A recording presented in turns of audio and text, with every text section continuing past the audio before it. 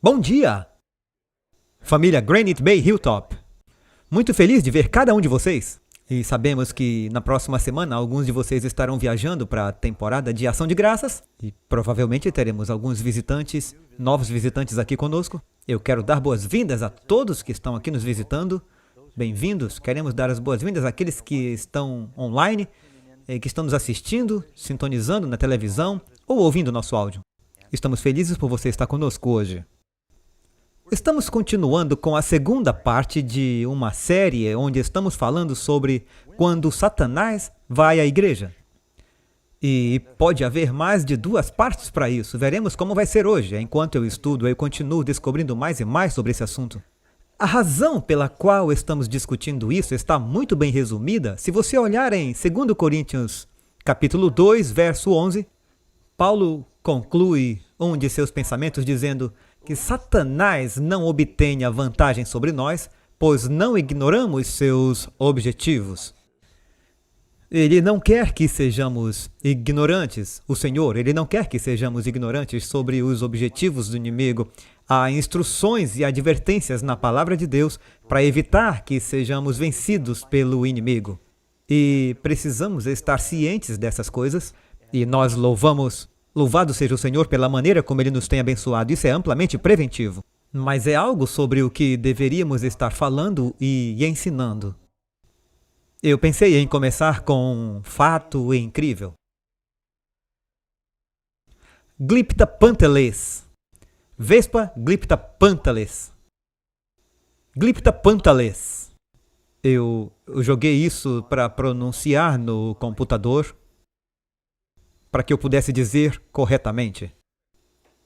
Existe uma vespa realmente bizarra na natureza, que tem uma prática preocupante, que quando chega a hora de botar os ovos, ela encontra uma linda lagarta, que espera virar uma borboleta um dia, e ela pega essa lagarta grande e suculenta, e pega o seu rabo, que é como uma hipodérmica, e usa para injetar os ovos na lagarta.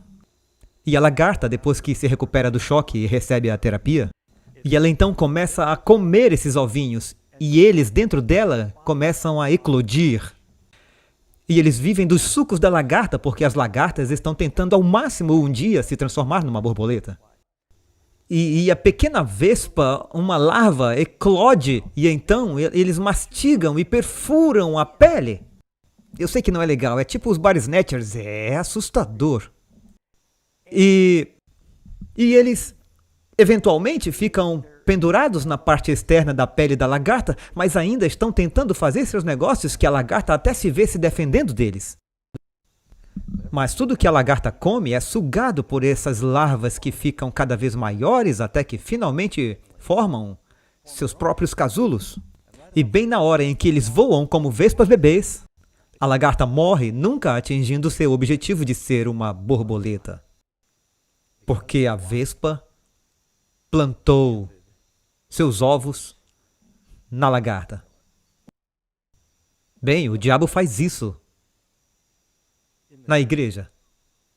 Deus quer que nós nos alimentemos e cresçamos e floresçamos e voemos, mas o diabo continua plantando seus ensinamentos e seus problemas na igreja para tentar minar nossas forças e nossa atenção. E acabamos lançando nossas pérolas aos porcos e dando o que é sagrado aos cães até muito em breve não darmos frutos. Então, vamos falar sobre alguns truques para que não tenhamos que cair nessas armadilhas. Agora, na semana passada, se você não esteve aqui, revisão rápida. Estávamos conversando sobre usar títulos diferentes. O desejo do diabo, ele é motivado pelo orgulho, a desgraça do diabo, a difamação do diabo, a discórdia e as distrações. Todos nós sabemos que o diabo tenta nos distrair de quais são as prioridades de buscar primeiro o reino de Deus. Hoje, se o tempo permitir, falaremos sobre o disfarce, os enganos, a profanação, o diálogo, o escárnio e o pavor do diabo. Agora, quando estamos falando sobre o diabo na igreja, isso sempre soa como um paradoxo. Parece um oxímoron. Mas sabe, o diabo começou realmente na igreja. A Bíblia nos diz que ele estava bem ali perto do trono de Deus desde a criação. Você pode ler em Ezequiel 28. Tu eras o ungido querubim cobridor. Eu te estabeleci. Tu estavas no santo monte de Deus. Tu andavas de um lado para o outro no meio de pedras de fogo. E essas pedras de fogo está falando sobre as pedras flamejantes, a glória de Deus. Jesus, que certamente viveu antes de sua encarnação, ele disse em Lucas capítulo 10, 18, eu vi Satanás cair como um raio do céu. Houve uma guerra no céu e Satanás foi expulso do céu. O diabo sabe sobre ir à igreja e quer voltar para a igreja. Você sabia disso? Nós não costumamos pensar nisso dessa maneira, mas o diabo quer voltar para a igreja. Você notou isso em nossa leitura? Ele se senta no templo de Deus como Deus, mostrando a si mesmo que ele é Deus. Ele quer ir à igreja não para adorar a Deus, ele quer ir à igreja para ser adorado. E sabe que existem algumas igrejas que, consciente ou não, adoram o diabo. Portanto, precisamos saber o que ele está fazendo. Bem, vamos falar um pouco sobre o disfarce do diabo. Essa foi nossa leitura da semana passada, Atos 20, quem tiver sua Bíblia, Atos 20, versos 29 e 30. Paulo está dando alguma advertência aos crentes na Ásia. Ele sabe que provavelmente é a última vez que ele os verá. E ele diz, porque eu sei que depois da minha partida, lobos selvagens virão entre vocês, não poupando o rebanho. Lobos entre o rebanho. Também dentre vós mesmos homens se levantarão, falando coisas perversas para atrair discípulos para si. Perceba que Paulo diz depois da minha partida. Por que depois da sua partida? Se você olhar no versículo anterior, eu acho que é o verso 27, Paulo diz, eu não negligenciei para declarar a você todo o conselho de Deus. Paulo está dizendo, enquanto eu estiver aqui, eu sei o que o diabo está tramando, eu sei como ele é, eu estou pregando todo o conselho de Deus para que você esteja seguro, mas depois da minha partida, outros professores entrarão. E há o risco de você ficar confuso quando esses lobos vierem. Em Mateus 13, Jesus lhes deu uma parábola. O reino do céu é como um homem que semeou boa semente em seu campo, mas enquanto os homens dormiam, seu inimigo veio, e quem é o inimigo? O inimigo veio e semeou joio entre o trigo. Lembro da primeira vez que eu li isso, eu pensei que... O que era o joio? Pensei que fosse um rasgo na roupa. Um joio é uma palavra para erva daninha, que parece trigo quando é pequena. Você sabia que, quando você era muito jovem, bem bebezinho, seus pais não podiam dizer a diferença entre você e um sapo? Agora, eu estou falando de quando você era uma única célula, ou duas células. E, mesmo depois de 1 ou 2 semanas, se você olhar para os pequenos embriões num microscópio, um sapo ou criaturas diferentes parecem todos iguais. Difícil dizer a diferença entre um cachorrinho e uma cobra, quando eles são muito pequenos. Mas à medida que crescem, e o trigo, quando brota na terra, parece muito com o joio. E o diabo semeia o joio no meio do trigo. Os servos vêm ao mestre e dizem, parece que há joio semeado no meio do trigo. Você quer que arranquemos? O mestre diz, não, não, não. Por elas serem tão parecidas, vocês vão acidentalmente arrancar um pouco de trigo. Às vezes, você e eu achamos que sabemos a diferença entre o trigo e o joio. Mas só Deus conhece o coração. Se pedissem aos líderes religiosos para arrancar o joio da igreja primitiva, eles teriam se livrado de Maria Madalena e Pedro imediatamente. Não? E provavelmente promovido Judas. Então temos que ter cuidado quando se trata de separar o trigo do joio, porque às vezes é difícil dizer, o diabo é sorrateiro na igreja. 2 Coríntios 11, 13 a 15. Tais são falsos apóstolos, obreiros fraudulentos, transformando-se em apóstolos de Cristo. E não é de admirar, porque o próprio Satanás se transforma em um anjo de luz. Quando o diabo veio tentar Jesus no deserto, você acha que ele se jogou no chão com asas de morcego e colantes vermelhos e, você sabe, terno da Calvin Klein. Não, ele parecia como um lindo anjo. Ele pode se transformar em um anjo de luz e não é de admirar. Aqui diz, portanto, não é grande coisa se seus ministros se transformam em ministros de justiça, cujo fim será de acordo com suas obras. Sabe, eu tenho a antena parabólica onde eu posso ver 3ABN, EFTV, Hope Channel, mas também fornece muitas outras programações religiosas. E às vezes eu não resisto, eu passo por algumas das outras estações e eu vou dizer a vocês, eu acho que existem alguns ministros e outras igrejas que estão seguindo toda a luz que tem e estão fazendo o possível para pregar a palavra de Deus. E eu fui tocado e movido por algumas dessas mensagens. E eu não acredito, nem por um momento, que o único lugar onde você vai ouvir um sermão cheio do Espírito Bíblico é numa igreja adventista. Eu sei que Deus tem pessoas, mas eu vou dizer a vocês, também existem alguns vendedores de óleo de cobra por aí que se chamam de pastores. E eu os ouço e como eles estão enganando as pessoas. E eles são como demônios. É tudo sobre o que há nisso para mim, e orgulho e dinheiro, e você vai conseguir o que você quer. Isso soa como o diabo. Alguns deles parecem com o diabo. Mas eles vêm como ministros da justiça e eles citam a Bíblia. Jesus disse que os lobos vão entrar. Mateus 23. Ai de vós, escribas e fariseus hipócritas, porque devorais as casas das viúvas e fingem fazer longas orações. Portanto, vocês vão receber a maior condenação. É especialmente flagrante quando alguém afirma ser um servo do Senhor e depois engana as ovelhas. Mateus. Jesus nos adverte, porque haverá um falso Cristo, Mateus 24, haverá falsos cristos, plural, não apenas um no fim dos tempos, embora Satanás personifique Cristo, e falsos profetas. E tem sido assim por anos. E eles mostrarão grandes sinais e maravilhas, o diabo pode até dar poder, e enganarão, se possível, até os escolhidos. Eis que já vos disse de antemão. Ele vem disfarçado de anjo de luz. Jesus disse em Mateus 7,15, guardai-vos dos falsos profetas que vêm a vós disfarçados de ovelhas. Parecem ovelhas! Eu me lembro de ter ouvido anos atrás, na Inglaterra, por volta da virada do século XVIII, havia um ladrão infame na Inglaterra, eles o chamavam de Capitão Thunderbolt. E ele era muito esperto, muito sorrateiro, porque ele roubou muitas joias e roubou muito ouro e itens caros das casas das pessoas, e eles não conseguiram pegá-los, então ele escapou em um barco da Inglaterra para a América e ele mudou seu nome. E ele mudou seu nome para Dr. Wilson. Mas porque o Capitão Thunderbolt havia se ferido, ele tinha uma deformidade em sua perna e ele também era um cara magro, era um finlandês.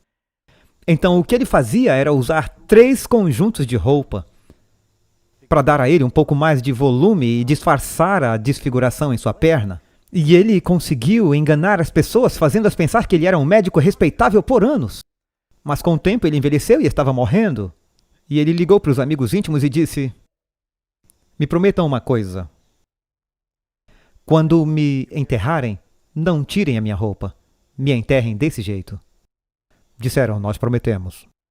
Bem, então eles levaram o corpo dele para um agente funerário e ele disse, eu não sei qual é o problema, nunca prometa isso, porque depois que eles saíram, o agente disse, eu não posso fazer meu trabalho sem tirar sua roupa. E ele tirou 3 ternos. Notou a perna deformada, achou estranho, ligou para a polícia, eles fizeram uma pesquisa e eis que era o Capitão Thunderbolt. Ou o Senhor Thunderbolt. Qual era o nome dele novamente? Capitão Thunderbolt, isso. Parece nome de super-herói. E foram até a casa dele, encontraram todo o ouro e outras coisas. Eles não perceberam quem era até tirarem sua roupa. Algumas pessoas usam máscaras. Tentam se esconder. E agora temos o disfarce do diabo. Daí você tem os enganos do diabo que parecem bastante óbvios. Os enganos do diabo, mas eu quero que você observe. Apocalipse 12, verso 9. Então o grande dragão foi expulso, aquela antiga serpente chamada o diabo e Satanás, que engana o mundo inteiro. Ele foi lançado na terra e os seus anjos foram lançados com ele. Então você tem o diabo e seus anjos que estão fazendo o quê? Eles estão enganando o mundo inteiro. Mas não é só o mundo lá fora que está sendo enganado. Olhe 1 Timóteo 4:1. Agora o Espírito fala expressamente dizendo que nos últimos tempos alguns apostatarão da fé. Estes são os que na fé dão ouvidos a espíritos enganadores e doutrinas de demônios. Diz, serão enganados. Espíritos enganadores. Não apenas o mundo sendo enganado, mas pessoas na igreja sendo enganadas. Pelo quê? Doutrinas de demônios. Sabe, para cada verdade de Deus, o diabo tem uma falsificação. Assim como cristãos temos os nossos ensinamentos fundamentais, a nossa teologia, o diabo também tem. Ele tem uma falsificação de amor. O diabo tem uma falsificação para o amor, as línguas, o sábado, vocês sabem. Observe isso. Satanás tem sua própria trindade. Você lê em Apocalipse 16:13, o dragão, a besta e o falso profeta. Onde temos o Pai, o Filho e o Espírito Santo. Ele tem a sua própria igreja. Apocalipse 2:9 chama sinagoga de Satanás. Assim está escrito. Ele tem sua própria teologia. 1 Timóteo 4:1, doutrinas de demônios. Ele tem seus próprios ministros. 2 Coríntios 11:4 e 5, verso 15. São chamados ministros de Satanás. Eles se formaram em seu próprio seminário. Ele tem o próprio evangelho. Gálatas 1:9 o chama de evangelho amaldiçoado. Ele tem seu próprio sistema de sacrifícios. Paulo diz em 1 Coríntios 10, os gentios sacrificam aos demônios. Ele tem seu próprio serviço de comunhão. 1 Coríntios 10:21, Paulo diz o cálice dos demônios e a mesa dos demônios. Ele tem seu próprio espírito profano. Eu não posso chamá-lo de seu próprio Espírito Santo, porque obviamente não é santo. Mas diz que é um espírito de um demônio imundo. Ele tem seu próprio trono dado a ele pelo dragão, Apocalipse 13:2. Ele tem seus próprios adoradores, veja Apocalipse 13. Eles adorarão a besta. Então o diabo tem o seu próprio sistema completo de teologia, igreja, ministros. E ele engana as pessoas. Há muitos que pensam que estão servindo ao Senhor e estão servindo ao diabo. Então você tem a corrupção do diabo.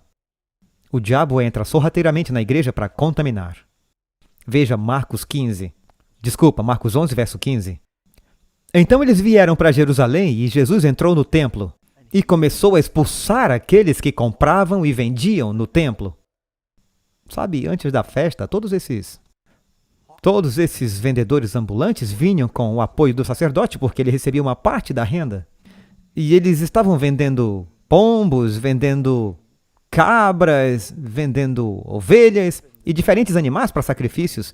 E eles estavam vendendo camisetas no templo e tinham de tudo para vender lá no pátio. Jesus chegou indignado. Aqui é para ser um lugar santo. Não é um celeiro cheio de estrume. E ele jogou tudo fora e disse, não está escrito, na minha casa deve ser chamada de casa de oração para todas as nações, mas vocês fazem dela um covil de ladrões. E sim, ladrões entram na igreja também. Judas, que roubou. O diabo entra por pessoas que são controladas pela ganância. Você lembra onde nos conta em Atos sobre Simão que ofereceu dinheiro a Pedro para que ele pudesse usar o Espírito Santo? Pedro disse, você vai perecer com seu dinheiro. Que Satanás deveria colocar tal coisa em seu coração. Ganância e poder.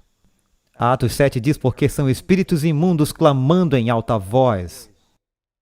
O espírito do diabo é um espírito imundo. E eu estava olhando no Antigo Testamento para ver o que aconteceu durante o tempo de Manassés. O diabo vai à igreja? 2 Reis 21:1. Manassés tinha 12 anos quando se tornou rei e reinou 55 anos em Jerusalém. E fez o que era mal aos olhos do Senhor. E ele construiu altares na casa do Senhor. Poderia ter feito isso em outro lugar, mas ele trouxe altares para os ídolos. Dentro da casa do Senhor, verso 5. Edificou altares para todos os exércitos do céu, nos 2 pátios da casa do Senhor. Fez seus filhos e suas filhas passarem pelo fogo. Soa como na casa do Senhor oferecendo seus filhos. Verso 7, ele até colocou uma imagem esculpida de Astarote que ele havia feito na casa do Senhor. Essa é uma forma de culto de adoração relacionada a todos os tipos de perversão. Na casa do Senhor. Que Deus disse a Salomão, nesta casa em Jerusalém que eu escolhi, Vou colocar meu nome lá para sempre. O diabo adora profanar a casa do Senhor. Deus quer que sejamos uma casa de oração. Ele quer que seja um lugar onde as pessoas aprendam sobre sua santidade e pureza, onde ensinamos reverência. Acredito que nossos locais de culto devem ser limpos. Posso ouvir um amém? Quer dizer, eu defendo isso. Eu estou andando pelo corredor, eu fiz isso hoje. Alguém deixou cair um lápis no chão. De qualquer maneira, é uma coisa pequena, mas é algo que está fora do lugar. É a casa de Deus. Quero dizer, se você cuidar da sua casa, devemos cuidar ainda melhor da casa de Deus. Mantê-la limpa. Sabe, eu vou apenas mencionar isso. Eu não sei o que você vai pensar, mas eu já viajei ao redor do mundo. E eu tenho muitos amigos que são membros de outras igrejas e eu tenho vários amigos que são mormons, santos dos últimos dias. Eu acho que eles mudaram o nome recentemente. Mas eu estou preso ao título antigo. E eu vou dizer a vocês, uma coisa que realmente eu admiro é que onde eles vão e constroem uma igreja, é sempre um dos prédios mais limpos e bonitos do bairro. Eu já estive em lugares ao redor do mundo que são aldeias cercadas por miséria e sujeira, e então você pode identificar um local de culto mórmon. Eles são muito meticulosos em manter seus lugares limpos, quanto mais devemos nós, a igreja remanescente. Eu quero ter certeza de que a nossa casa de Deus não está contaminada. Nós não temos abominações. Que somos reverentes, que os mantenhamos puros diante de Deus. Essa é uma das formas de o diabo entrar. Ele quer contaminar os lugares de Deus. Então você tem o diálogo do diabo. Um caçador estava na floresta e ele encontrou um grande urso. E ele apontou sua arma, estava pronto para atirar, e o urso levantou suas mãos. E ele disse, espere, vamos conversar sobre isso. Bem, o caçador nunca conversou com o urso antes. E ele falou, do que se tratava? E ele disse, não precisa acabar assim. Ele disse, podemos negociar. O urso disse, o que você quer? O caçador disse, eu não sei como podemos negociar, eu quero um casaco de pele de urso. O urso disse, nós podemos conseguir isso. O caçador disse, o que você quer? Eu estou com fome, eu só quero comida.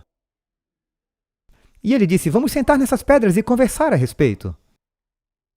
Então o caçador cautelosamente foi, sentou-se na rocha e o urso sentou-se na frente dele. E eles conversaram um pouco e então o urso foi embora feliz e deixou a arma do caçador lá no chão. Eles tinham chegado a um acordo.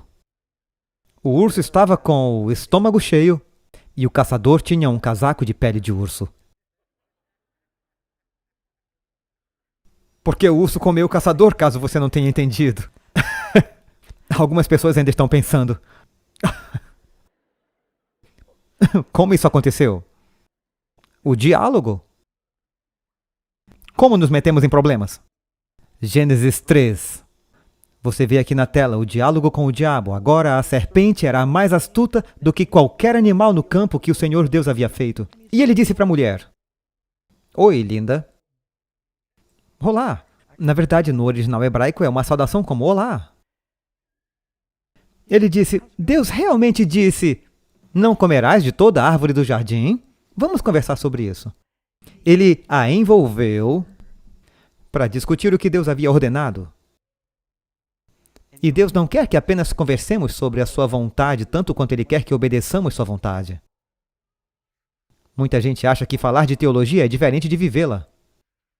Sabe, você não vai querer se envolver em uma discussão com o diabo porque você não pode racionalizar qualquer coisa. Se falar com o inimigo, Satanás convenceu 1/3 dos santos anjos a confiar nele em vez do Senhor. Mateus 16, 22. Jesus disse aos apóstolos, eu vou para Jerusalém, vou morrer, vou ressuscitar ao 3º dia. Pedro disse, Senhor, vamos bater um papo. Vem cá, eu quero falar com você. E Pedro disse, Jesus, longe de ti isso não vai acontecer com você. Sabe o que Jesus disse a Pedro? Para trás de mim, Satanás. O diabo estava usando até mesmo alguém próximo ao Senhor para tentar convencê-lo a não ir para a cruz. Isso nos lembra que até bons líderes cometem erros. Judas, verso 9. Judas tem apenas um capítulo. Verso 9. Miguel, o arcanjo, contendendo com o diabo. Quando ele disputou, você sabe o que é uma disputa? Ele queria envolvê-lo numa discussão, uma disputa. E o diabo enviou: Miguel está vindo para ressuscitar Moisés. E o diabo diz: não, não, não, você não pode levá-lo. Ele pecou. Ele perdeu a paciência. Ele assassinou alguém e enterrou na areia. Você não pode pegá-lo. E diz que Miguel nem o envolveria. Ele diz: o Senhor te repreenda. É isso. As conversas que Jesus tem com o diabo são muito pequenas na Bíblia. Uma vez, a única pergunta que ele faz, e provavelmente é para o bem dos discípulos, ele diz: qual o seu nome? A propósito, Jesus conhece todos os nomes, ele sabe os cabelos da nossa cabeça, são contados. E ele conhece todos os anjos, embora haja bilhões deles, ele os conhecia pelo nome e diz: qual é o seu nome? Eles disseram: Legião, porque somos muitos. Mas fora isso, a única conversa que Jesus teve com o diabo foi: para trás de mim, Satanás, ou ele citou as Escrituras. E essa devia ser a nossa atitude. Não entrar em uma discussão com o diabo. Se você sabe que uma pessoa está te arrastando para baixo e está tentando te confundir com a teologia deles, na verdade eu fui a uma faculdade cristã de teologia e eu queria fazer esse curso sobre o Antigo Testamento. E eu assisti algumas aulas e eu disse ao professor: eu não posso mais fazer esse curso. Ele disse: por que não? Eu disse: toda vez que eu saio, a minha fé está mais fraca. Eu disse: você desafia tudo. Você disse que a Bíblia não é literal. Você precisa escutar. Você vai ouvir boas respostas. Apenas me escute. Eu disse: eu não quero escutar você. Eu ouvi anos depois que parece ele nem estar mais na igreja. Então, sabe, se alguém está te levando por um caminho com sua teologia ou te puxando para o lado do saguão e dizem: eu tenho uma nova luz, eu quero compartilhar com você, eu sei que Deus compartilha a nova luz. Mas às vezes ela vem numa roupa de ovelha e é um lobo que está querendo debater. Então você tem o escárnio do diabo. É a palavra mais próxima de maldade. O escárnio. Você lembra da história? Lucas 9:51. Agora, aconteceu quando chegou a hora de Jesus para ser recebido, ele firmemente decidiu ir a Jerusalém. Jesus está a caminho para adorar na festa, e ele enviou alguns de seus mensageiros antes dele. E eles foram a uma aldeia de samaritanos para preparar tudo. Eles disseram: é uma longa viagem, há uma pousada, um lugar onde o mestre possa ficar.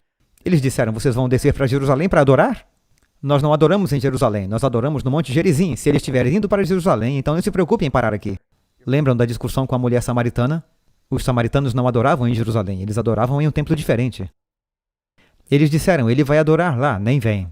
Aquilo deixou os discípulos tão bravos. Ouçam o que Tiago e João disseram. Eles não o receberam porque ele estava decidido a viajar para Jerusalém? E seus discípulos, Tiago e João, é o apelido para filhos do trovão. Eles viram isso e disseram: Senhor, queres que mandemos descer fogo do céu e queime tudo? Assim como Elias, eles tinham verso. E Jesus disse: vocês não sabem que tipo de espírito vocês são.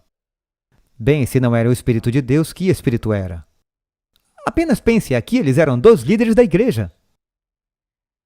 E eles disseram: Senhor, não estão te tratando bem. Vamos nos vingar. Não vamos esperar que eles vão para o inferno. Vamos trazer o inferno para eles. Dá-nos poder. Vamos invocar o fogo e queimar toda a cidade. Jesus estava com as mãos cheias. Ele não tentou ensinar esses caras?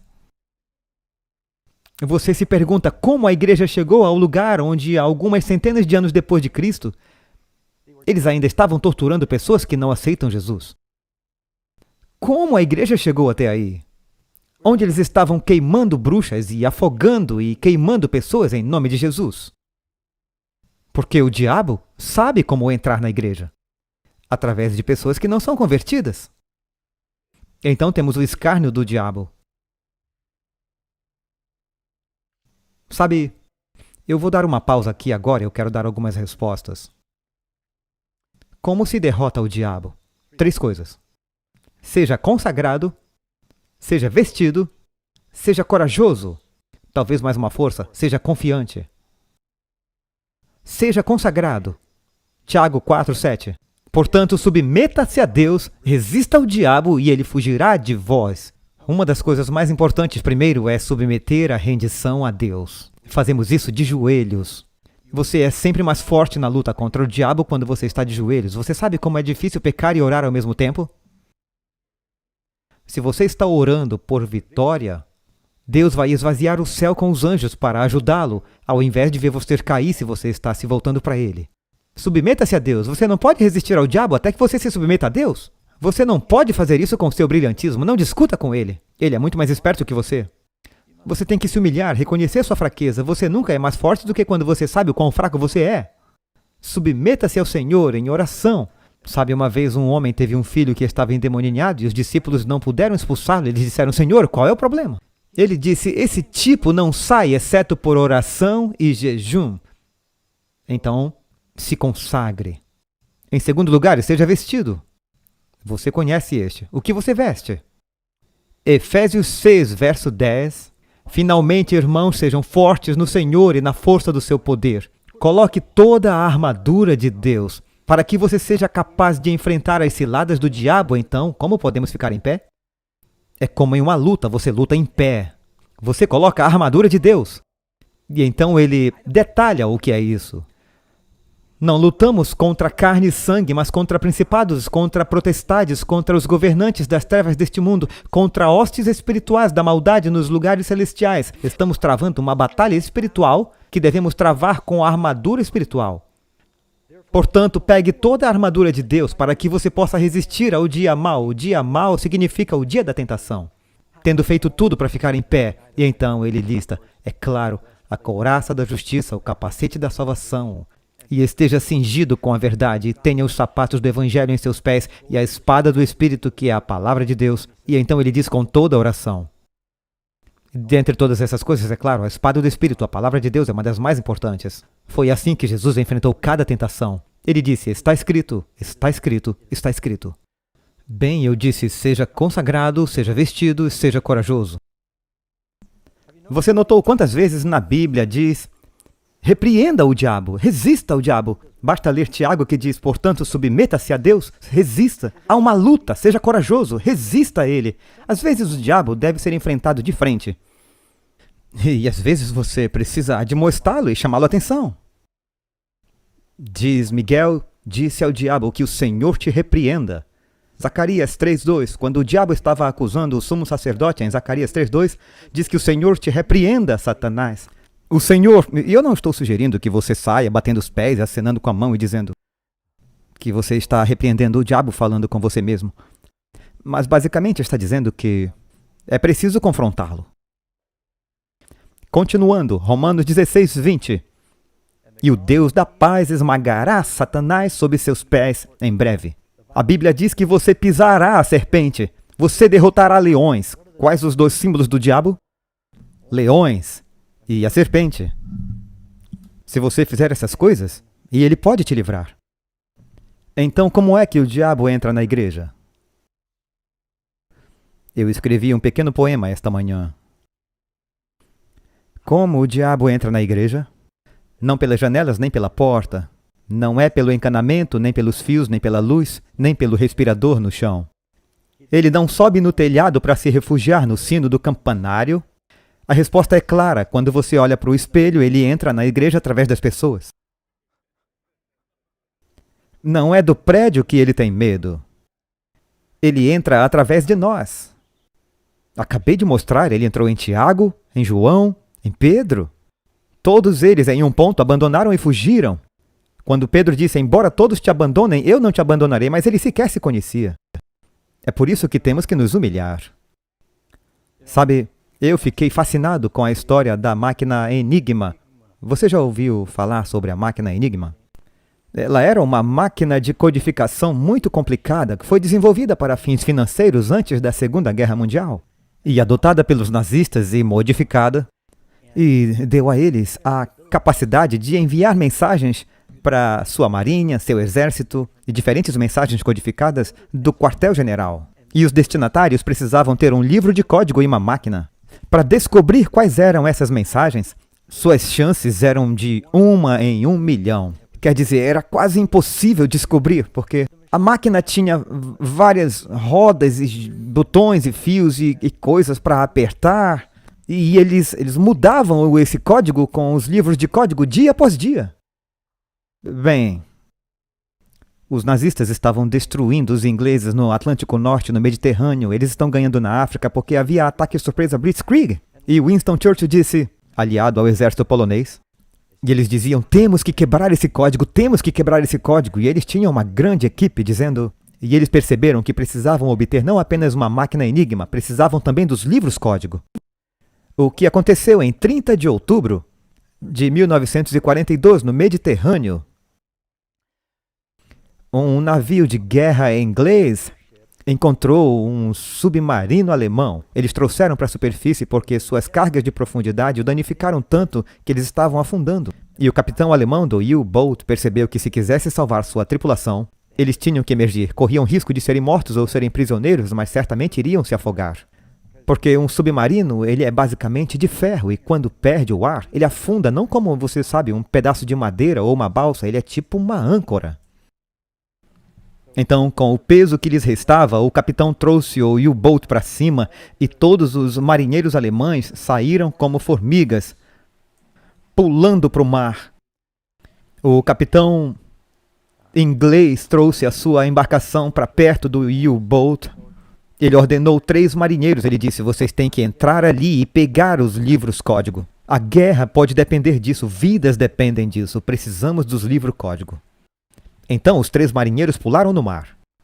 Eles desceram a torre de comando do submarino enquanto ele se preparava para afundar. A água estava entrando.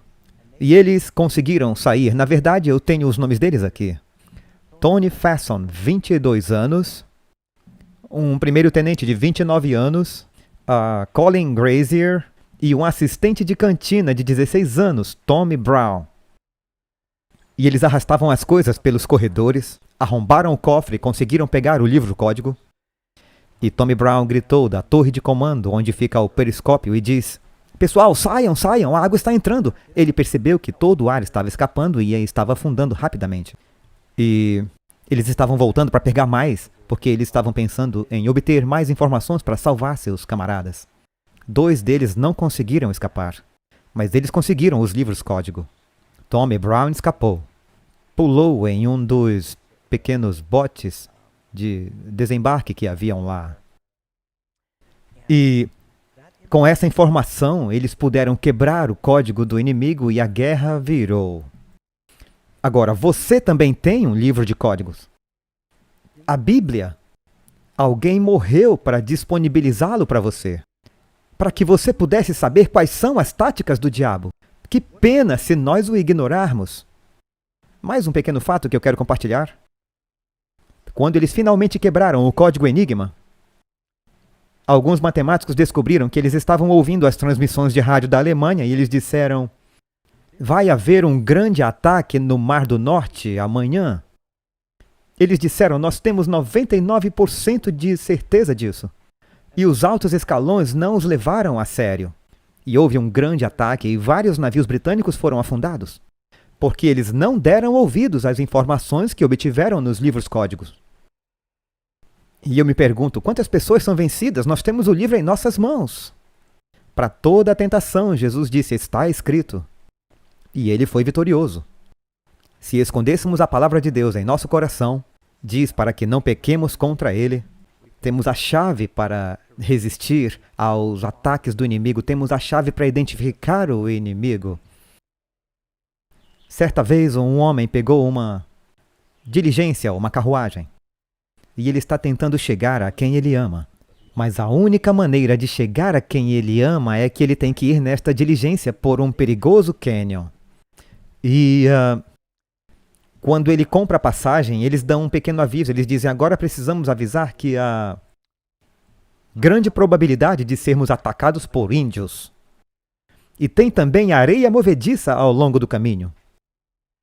E as pessoas vão tentar rolar pedras sobre você em algum ponto do caminho. E algumas pessoas que estão na carruagem com você, que não sabemos quem são, mas pensamos que são bandidos e estão disfarçados. Você não ia querer entrar nessa carruagem, queria? Mas daí o homem que está dirigindo a diligência e vendendo os ingressos diz, a boa notícia é que eu tenho um mapa para você. E ele informa quando o ataque ocorrerá, onde está a areia movediça, onde vão rolar as pedras para baixo. E eu tenho uma lista de quem vai entrar na carruagem. Você se sentiria melhor se tivesse essas informações, certo? E Deus nos deu. É a sua palavra, Ele está nos mostrando o que virá. E Ele está nos dizendo que quer que coloquemos a armadura de Deus. Por quê? Para que possamos enfrentar as artimanhas do inimigo. Nós vamos parar por aqui e encerrar com uma oração. Ore comigo. Pai do céu, eu oro para que o Senhor nos abençoe, para que possamos saber como podemos aplicar essas coisas em nossas vidas de maneira prática todos os dias. Senhor, todos os dias nos deparamos com distrações e tentações, sabemos que o inimigo anda por aí como um leão que ruge. Mas Tu nos deste a chave e a defesa em Tua palavra. Eu oro para que tomemos a Tua armadura, que sejamos cobertos com a couraça da Tua justiça e que sejamos confiantes, Senhor, e corajosos, por causa da promessa de que maior é aquele que está em nós do que aquele que está no mundo. E assim eu peço esta bênção, Senhor, esteja conosco ao sairmos desse lugar. Lembrando que o Senhor prometeu estar conosco em todos os lugares. Oramos em nome de Jesus. Amém.